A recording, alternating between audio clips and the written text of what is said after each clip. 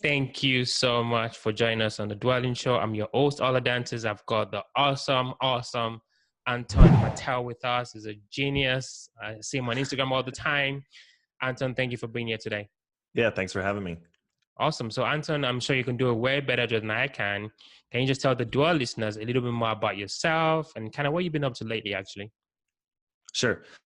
So lately, or right now, I have a turnkey business. So pretty much I live in California, but invest all across the US. I buy single family homes and duplexes, buy them, renovate them, rent them out, put a property management company in place, and then either resell them on my website or I do a refinance and hold them myself. So we're doing anywhere from 8 to 10 homes or projects every single month right now. Awesome. So before we even go into all of that, I just kind of want to rewind back a little bit. I mean, why real estate and why did you actually get into the real estate investing game? Yeah, so real estate investing, real estate's been something me and my family have always been interested in. We would always say that whenever we went and traveled, we would always go and look at real estate and look at different things. Like, we'd be in Spain and we'd be like, oh, let's go to this open house or let's go check out this thing. We had no intention of buying it. It was just something that as a family, we all loved and loved checking out new places and seeing how different people lived. So it's always been kind of part of our family. 4 years ago, my brother actually dragged me and my dad to like a real estate seminar. And from there, it was kind of like our first introduction in how people actually make money with real estate, besides the TV shows, but actually how people make money flipping houses and doing that kind of thing. So kind of from there, we all got introduced into that real estate investing side. We tried that out for a year. I kind of just kept on learning the different ways to invest in real estate. And then we quickly realized that, flipping houses in California was way too damn expensive and you needed to like put all your eggs in one basket. We didn't have much money and we didn't have any experience. So flipping houses here was pretty difficult. So instead I started researching, how to get into real estate, low cost and low risk. And it was, single family homes out of state and, find a property management company to manage for you. And that's kind of it. So that's kind of how it all started with the rental property side. My dad had some money saved up, $40,000. He wanted to invest in some rental properties. So my last year at university, I took his $40,000, bought a single family home in Memphis, renovated it, rented it out, put the property manager in place, then did a refinance, gave my dad his money back. And then that's kind of how everything started rolling from there. So you mentioned a really big point. You went to a real estate investing seminar. There's a lot of talk about, coaches and gurus and, real estate education or not, Yeah. What are your thoughts on, just that, not just education, but more importantly, like coaches and gurus in general? So I think if it's within your budget, it's a good option. If you don't have the motivation, it's a good option. If you're scared shitless, it's a good option. But honestly, like all the information you learn in the seminars can easily be found online or in books, and it's free everywhere. You don't need to spend, $10,000 to talk with a guy for 2 hours for him to tell, shine the light in the right direction.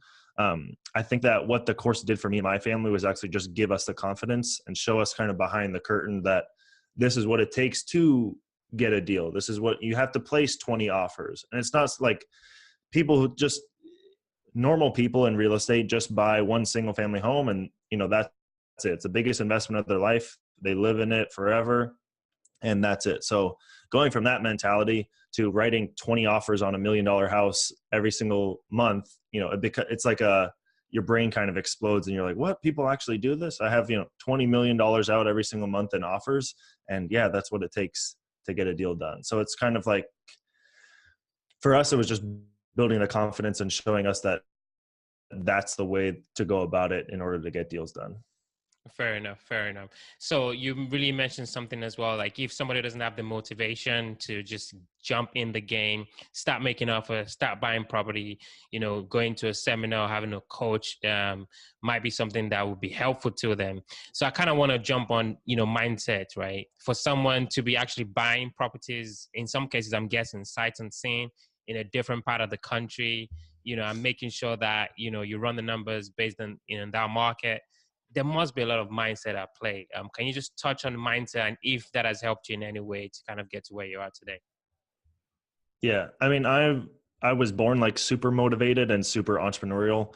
Like ever since I was a little kid, I was always selling stuff and trying new things and raising money, quote unquote, from people in order to do certain things. And so since a little kid, I was always so I never had an issue with motivation or mindset or anything like that. I was came out of the womb motivated and with the right mindset. So, but like I deal with a lot of clients who are like first time investors, right? So just getting into real estate. And for them, yeah, the mindset is a little bit different because they have kids, they have a mortgage, they can't really like just lose 50 grand or 100 grand. Like they need to, that's, that's their savings, that's their 401k, that's their retirement that they need to protect. So they're going to do as much research as possible in order to protect that money, right? Because it makes sense. So I think that mindset in terms of, for an, again, normal person, yeah, it takes a lot of work, a lot of reading, a lot of networking, a lot of talking to people who have done it. And yeah, do your homework, do your research, read Rich Dad Poor Dad, see how people actually grow wealth over time. And it's not from buying that single family home that you're going to live in. It's through doing what you're doing, buying apartment buildings or buying cash flowing assets. Yeah, I really, really like that. That's a fascinating point. But before we go into our next question, I just have to make a comment. You've got cash flow is greater than paycheck Oh on your yeah. t-shirt. So can you Yep. tell our dual listeners, if you're listening to this on, Yep. on Exactly. iTunes or whatever, is literally got a nice t-shirt, cash flow greater than paycheck. There's also something I say that I've heard from Jim Rohn is wages will make you a living, but profit will make you a A fortune. So can fortune. you just like talk about your t-shirt, please? Yeah. So I don't know. I just, because ever since I was out of college, it was like, okay, I can go and work for somebody else or I can work for myself. There was around that time when I was just 2 years of straight studying real estate about how the successful people, became successful. And it was all just through cash flow. And, I listen to people like Grant Cardone and those kinds of people, and they're like, I just lease my house. I don't even, they don't even own a home. Then why the hell should my parents own a home? And stuff like that. And he's just like, as long as your cash flow is just greater than your lease payment that you're paying every month, then um, you're gonna have success. And cash flow is something that can last forever. Whether you show up, whether your leg is broken, it doesn't matter what your health is or if you show up or not. Cash flow comes every single month. Um, so really building that passive income has always been a goal for me. And I'm an immigrant too. So me and my family came from Canada.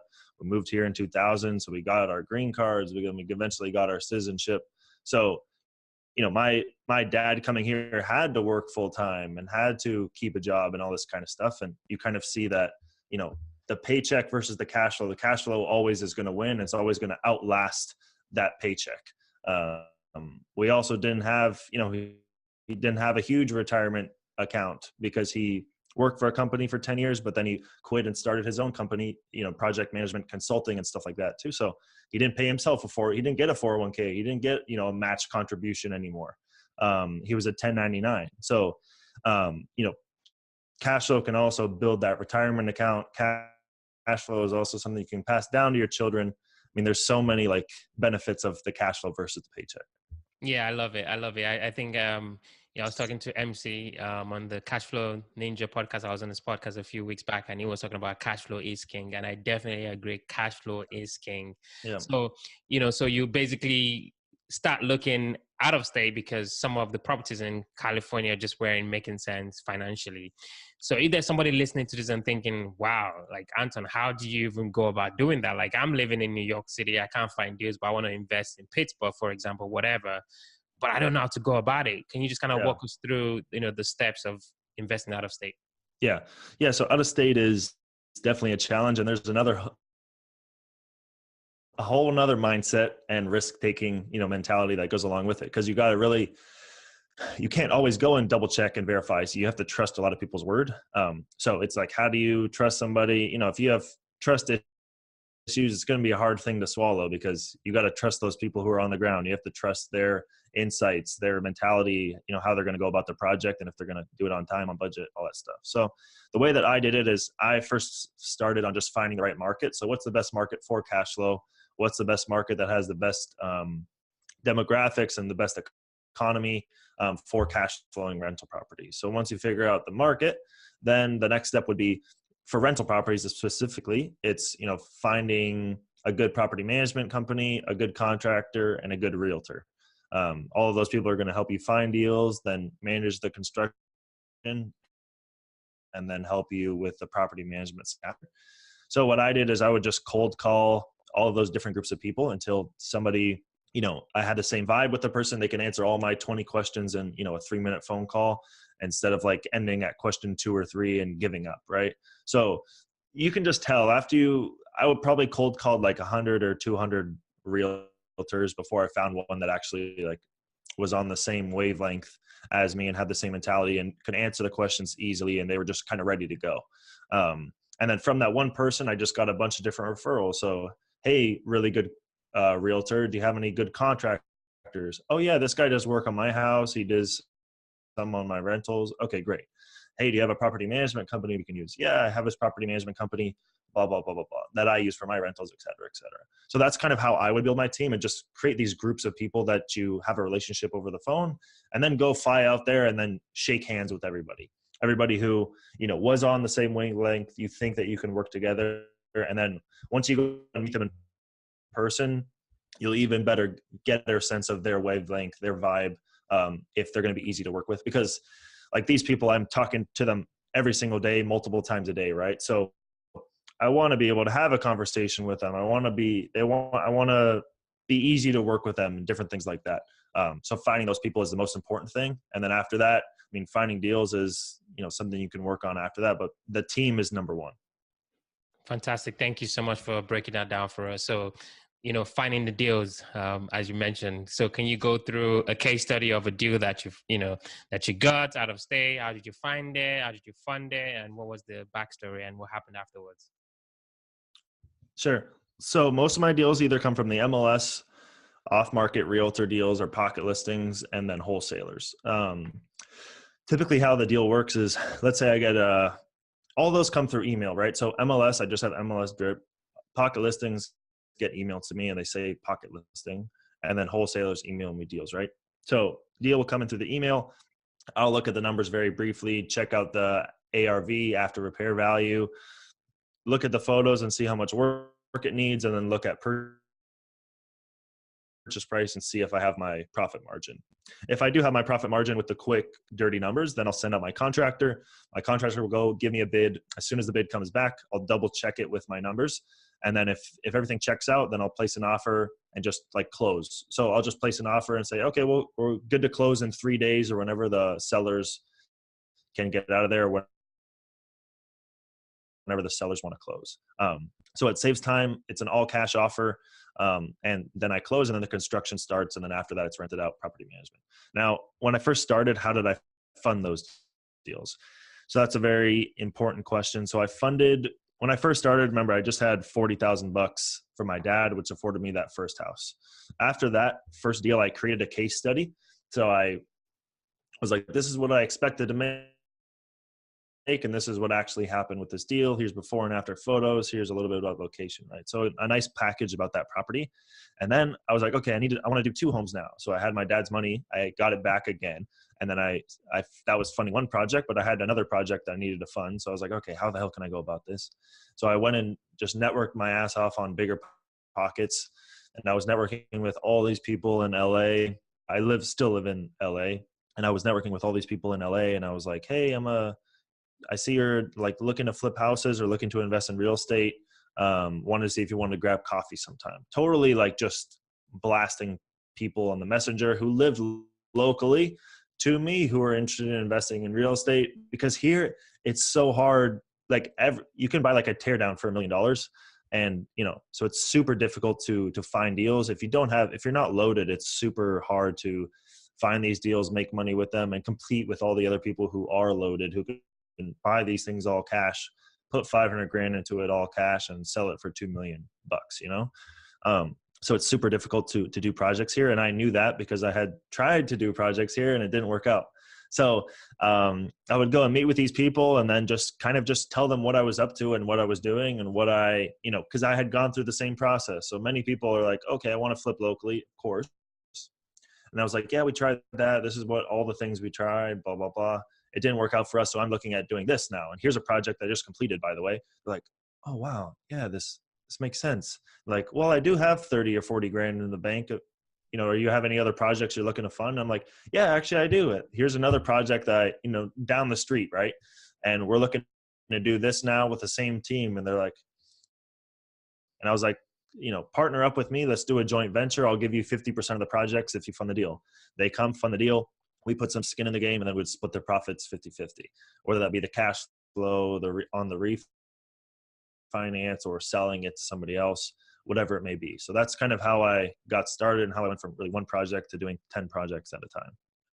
10 projects at a time. That is a lot of projects. I mean, working with contractors and, flipping, I've actually got my fair share of dealing with contractors. So how in the world are you managing, 5 to 10 projects a month? So I'm buying and selling right now 8 to 10 projects per month. Right now, I actually have 36 projects going on. So yeah, there's a lot of projects going on at any given time. And that includes an apartment building project too, where we're completely renovating every single unit and the exterior. How do I manage that? I put a system in place where I pretty much have like a project manager person who manages all those projects for me. They get paid a fee on every single project that we do. But it was necessary. I can't be, calling every single contractor who's doing all these different projects, scheduling them, making sure they're sticking to the budget, to the timeline, taking updated photos or having people take those photos. So when we pay out draws, right, I want to see like, okay, did they do anything? So that project manager person, I paid them a fee on every single project. They make sure that everything's running on schedule and on budget. And for that, yeah, they get that project management fee, but it's totally worth it because it allows me to scale. So instead of doing 3 or 4 projects and him managing them my own, now I can do 35 projects. He gets a little bit of it, so he's incentivized, and it helps us scale. Fantastic. So we're definitely dwelling into the quick round. These are going to be quick questions, quick answers. You ready? Cool. Yep. All right. First question. What makes you, Anton, unique? What is that differentiating factor that separates you from the next guy or the next girl?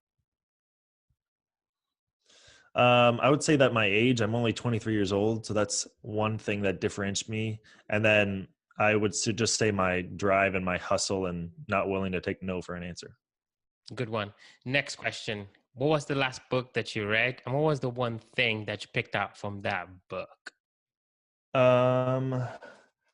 Last one that I read, I actually have it right here. It's the 10X rule. I only read the first couple of chapters, but it was really about, the thing that I picked up from it was doing things at scale. So don't call 10 realtors, call 1,000 realtors. Don't look at don't look at 10 deals, look at 100 deals. Right. So, it's all about a numbers game and doing as many things as possible because it's a numbers game. Yeah, you're totally right. Great book. Read that one. Last question. So you obviously, buying and selling about 10 homes a month. You're managing all this, projects. You've got, you're doing your Instagram stuff. I see on Instagram. What do you do for fun? For fun, I play soccer. So I'm in a soccer league. We play every Saturday. And then I also do like play pickup games during the week. I like to hike. I like to go to the beach. That kind of everything outdoorsy because I'm inside, 12 hours or 14 hours a day. Makes sense. Yeah. So if there's somebody, I have a pretty strong listenership in California, actually. So if there's somebody, in LA or in California in general, just thinking, man, I really like this Anton guy. Maybe I want to connect with him, or maybe somewhere else, in the country. What is the best place people can, connect with you or reach out to you? Yeah. So best place is going to be probably my Instagram. So my Instagram is Martel Antoine, MartelAntoine. Just feel free to DM me. I reply to everybody's DMs. So hit me up. If you want to meet up and get a lunch or coffee, I'm down to do it too. Yeah. Sweet. Thank you so much, Antoine. Learned so much myself. Really, really had fun chatting with you. Yeah. Thank you so much. Yeah. Thanks for having me.